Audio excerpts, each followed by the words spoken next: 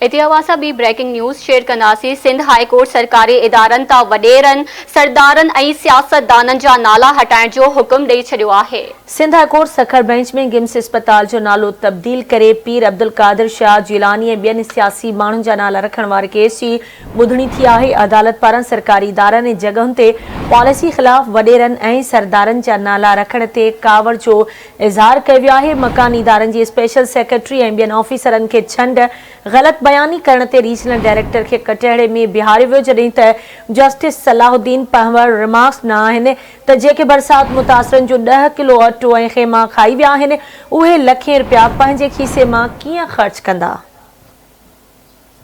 एक भेरो ॿीहर अवां सां ब्रेकिंग न्यूज़ शेयर करे रहिया आहियूं। Sindh high court Sukkur bench में गिम्स अस्पताल जो नालो तब्दील करे पीर अब्दुल कादिर शाह जिलानी ऐं ॿियनि सियासी माण्हुनि जा नाला रखण वारे केस जी ॿुधणी कई आहे। अदालत पारां सरकारी इदारनि ऐं जॻहुनि ते पॉलिसी ख़िलाफ़ वडेरनि ऐं सरदारनि जा नाला रखण ते कावड़ जो इज़हार कयो आहे। वधीक तफ़सील मालूम कंदासीं आवाज़ न्यूज़ जे रिपोर्टर मोरड़ो महर खां। जी मोरड़ो, वधीक छा तफ़सील आहिनि?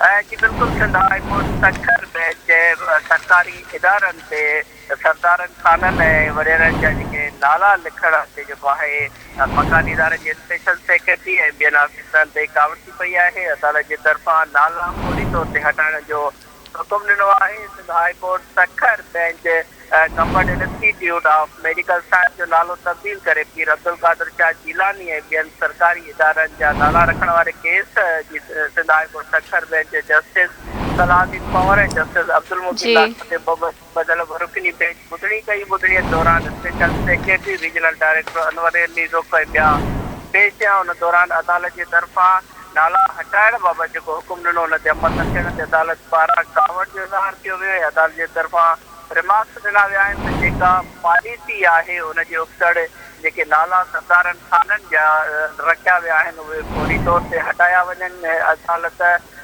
जेको कानून जेको आहे पास कयो वियो आहे उन ते ई अदालत जेको आहे अमल कराए पई ऐं हू पंहिंजो कानून जी का ॻाल्हि नथा कनि। जस्टिस सलाहुद्दीन पंवर ॿुधणीअ दौरान रिमार्क्स में चयो त जेकी सरदार खान वडेरा आहिनि उहे बरसात मुतासिर जा ख़ीमा ऐं 10 किलो अटो बि खाई वञनि था। ग़रीबनि खे 5 रुपया बि जेको आहे ख़ैरात में नथा ॾियनि।